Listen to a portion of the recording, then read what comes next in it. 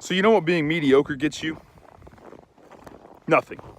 That's what it gets you, okay?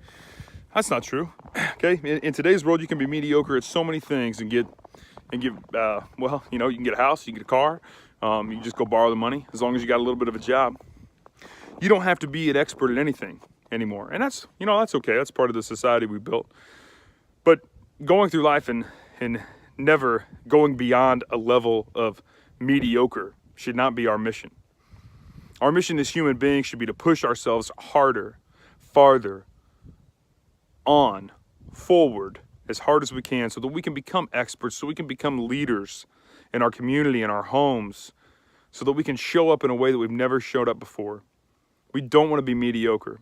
We don't want to be apathetic. And we have to find ways to push through those emotions as challenges come up, as things come up in our lives that hinder us or that keep us in that mediocre category. You know, there's so many things. I'm a mediocre reader for sure. And that's a silly thing, you know, right? I mean, at face value, but I don't want to be a mediocre reader my whole life. I want to make sure that I'm right now at 26 years old pushing myself to be a better reader. I want to pick up more books. When I was in high school, I laughed at people who read. I didn't want to read books. I wanted to play games on the computer. I'd say a couple of you can relate to that. The reality is now, yeah, I like playing games on my computer, which I don't actually. I don't have any games on my phone even. But I'm not hating. I'm just saying. The reality is now, I wish I would have read more books in high school, because now I would have really subscribed to probably a lot of the things I would have learned there. And now I'm trying to relearn how to read a whole book and maybe that sounds silly, but how to actually sit down and focus on this bit of information that I'm holding in my hand and flip through it and read the pages and get the information out of it that I'm trying to get out of it.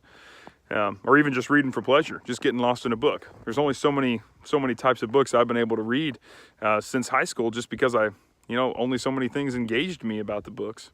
So being mediocre is not something we want to be, all right? And that's just one example of a way that I feel pretty mediocre. I'm a mediocre reader, and it's my mission in 2019. It's on my goal sheet, and we posted that earlier on in the year, the 2019 goal sheet here on the website. But, that was on my goal sheet. I want to become a better reader in 2019. So in 2020, I can say, look at all the books I read, look at how much further I've gone. So that's one way I'm fighting myself and my mediocrity.